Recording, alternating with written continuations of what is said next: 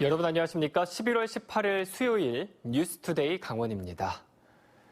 철원군이 내일부터 사회적 거리 두기를 1.5단계로 격상하기로 했습니다. 도내에서는 원주에 이어서 두 번째인데요. 이 철원에서는 닷새 동안 30명이 넘는 환자가 쏟아졌고 지역 내 유일한 병원급 응급의료기관에도 확진자가 나오면서 비상 상황이 지속되고 있습니다. 김상훈 기자가 취재했습니다. 철원에서 유일한 병원급 응급의료기관인 철원병원. 이곳에 입원했던 50대 환자가 코로나19 확진 판정을 받으면서 병원이 폐쇄됐습니다.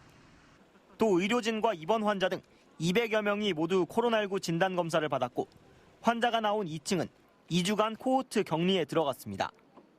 지난 15일 보건소 방역 근무자가 코로나19 확진 판정을 받아 보건소 업무가 차질을 빚는 와중에 철원병원도 운영을 멈춘 겁니다. 일부 의사들이 자가격리돼 지역 내 의료 공백 우려도 나오고 있습니다. 철원병원이 의사들이 이제 격리된 상태니까 진료를 못 보는 의사분들이 있을 수 있어요. 그런 걸 대비해서 이제 지역 내 우리 이제 의원들도 좀 이렇게 협조해달라. 닷새에 걸쳐 환자가 30명 넘게 나온 상황.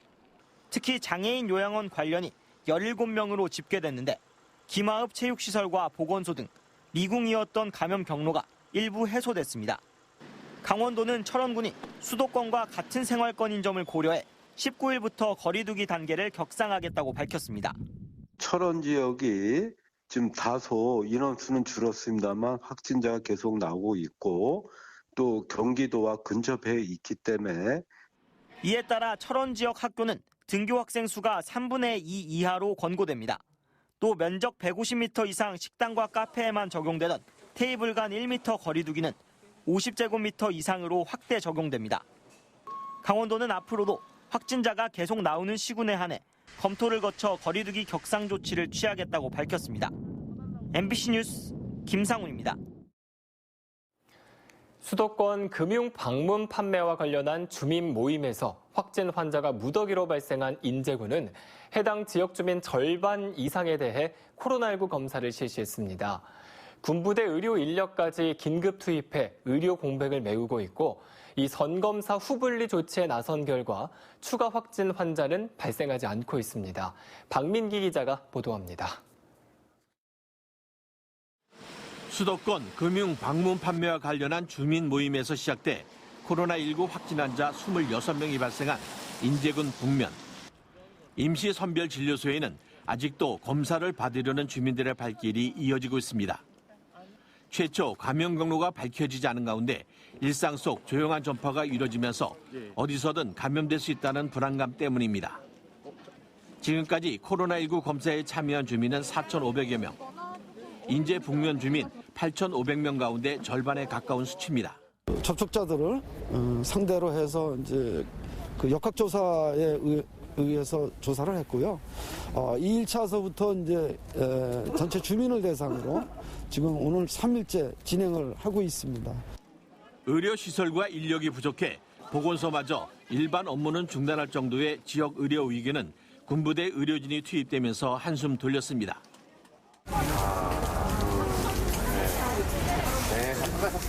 마스크 다 착용하시고 왼쪽으로 가시면 됩니다.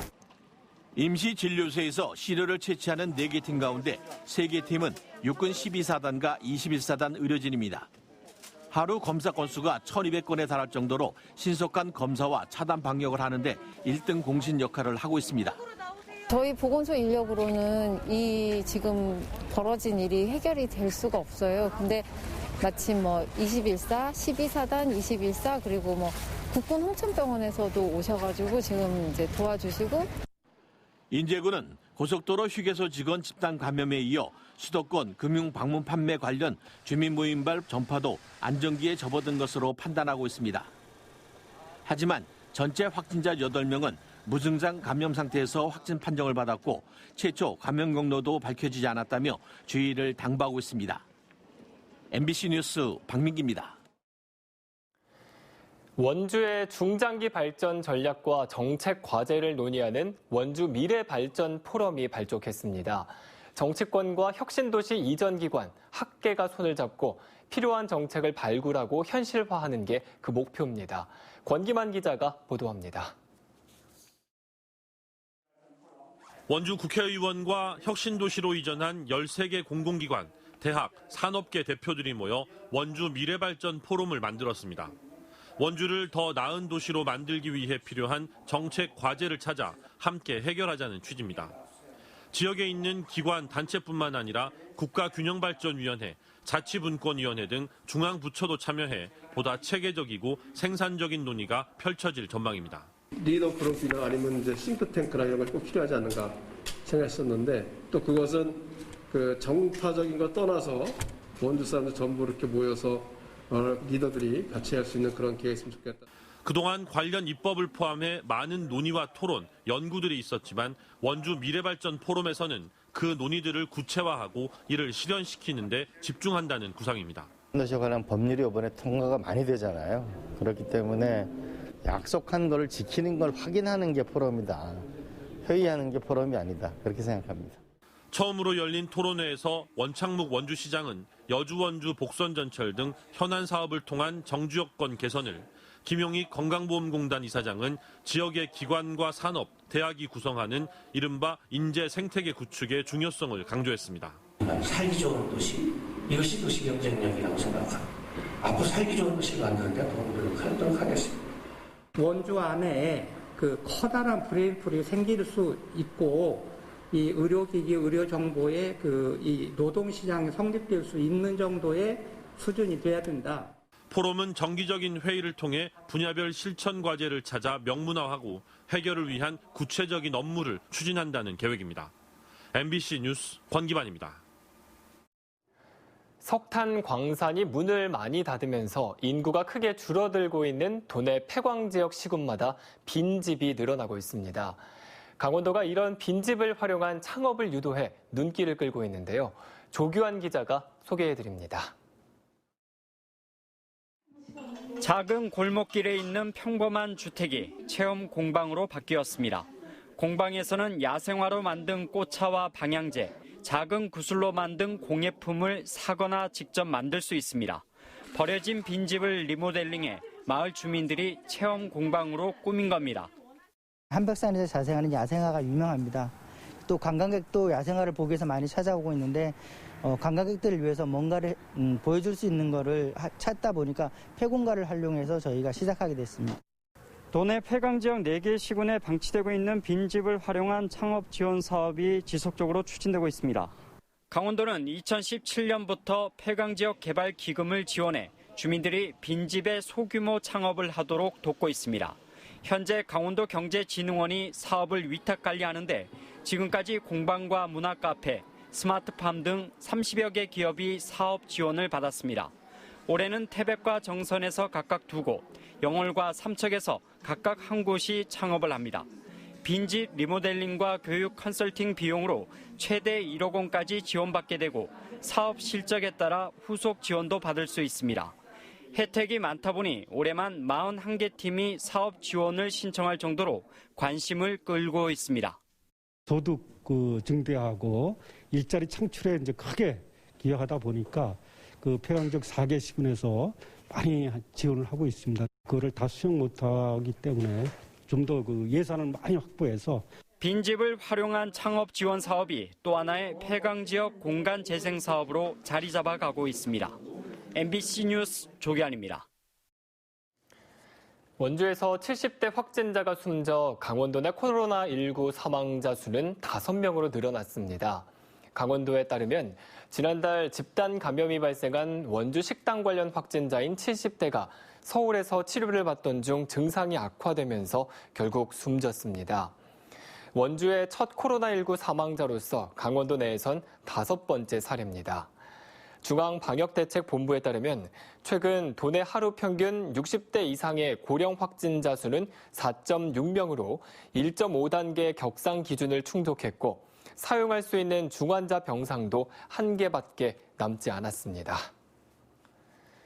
강원도교육청은 내일부터 12월 2일까지 2주 동안 수험생 안전 특별 기간을 운영해 학원과 교습소 방역 관리에 총력을 기울이기로 했습니다. 입시 학원이 밀집돼 있는 지역의 학원과 독서실, 교습소에 대해 코로나19 방역 물품 비치와 출입자 명단 관리, 시설 내 거리두기 준수 여부를 집중 점검합니다. 특히 원격 수업으로 전환되는 수능 일주 전부터는 학원과 교습소의 대면 교습을 자제하고 출입문에 수험생 등원 자제 안내문을 부착을 요청했습니다. 또 학원과 교습소의 운영자, 강사, 직원을 대상으로 자가 진단 시스템 앱을 활용하도록 했습니다. 올해 긴 장마와 태풍의 영향으로 도내 쌀 생산량이 크게 감소한 것으로 나타났습니다.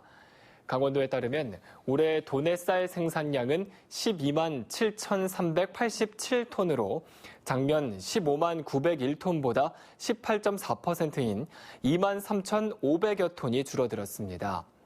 생산량이 줄어들면서 산지 쌀값은 20kg에 5만 3,851원으로 지난해 같은 기간 4만 7,382원보다 12%나 올랐습니다. 이에 따라 횡성 등 일부 지역에서는 농민들이 흉작에 생산량이 감소했다며 쌀값 인상에 맞춰 벼 수매가를 올려줄 것을 요구하고 있습니다. 2030년까지 동해 묵호항의 중장기 발전 계획을 담은 제4차 항만 기본계획이 수립됐습니다. 동해지방해양수산청은 동해신항 잡화부두를 재정사업으로 전환하고 진입도로와 인입철도 건설 계획을 정부의 항만 기본계획에 반영했다고 밝혔습니다. 기존 동해항 남부두는 일부 개축과 해군 함정 계류시설이 신설되고 국제 여객부두의 묵호항 이전으로 여객터미널로 사용됐던 북부두 25번 선석은 기타 광석 부두로 기능이 변경됩니다. 이와 함께 제3차 항만 재개발 기본계획에 따라 화물 처리 기능이 동해신항으로 이전되는 묵호항의 기존 부두는 여객 관광 중심 항만으로 육성될 계획입니다. 양양수산마을이 올해의 어촌체험마을 대상에 선정됐습니다. 해양수산부와 한국어촌어항공단은 올 한해 가장 우수한 활동과 성과를 보인 어촌체험 휴양마을에 시상하는 그 대상에 양양수산마을을 선정했습니다. 요트 마리나가 갖춰진 수산마을에서는 요트와 투명 카누, 배 낚시를 체험할 수 있습니다. 한편 관광객들을 응대하고 체험 행사를 진행하는 사무장 중에서는 속초 장사어촌체험마을의 최복자 사무장이 대상을 수상하게 됐습니다.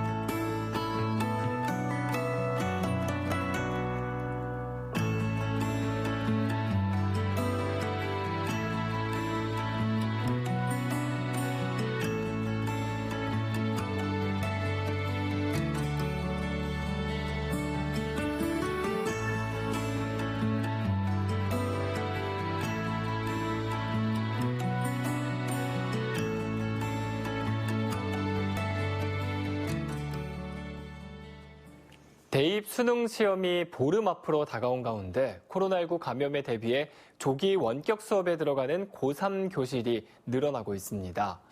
조기 원격 수업 전환이 허용된 지난 16일부터 어제까지 14개 학교가 원격 수업에 들어갔습니다. 오늘은 20개 고등학교 고3 교실이 새롭게 원격 수업으로 전환하는 등 모두 34개 고등학교가 원격 수업에 들어갑니다. 시군별로는 원주가 8곳으로 가장 많고 강릉 6곳, 철원 4곳, 횡성 3곳, 춘천 2곳 순입니다. 대형 화재 참사가 해마다 잇따르는 가운데 소방시설 공사를 무등록으로 영업하거나 도급 과정에서 법을 위반한 공사장이 무더기로 적발됐습니다.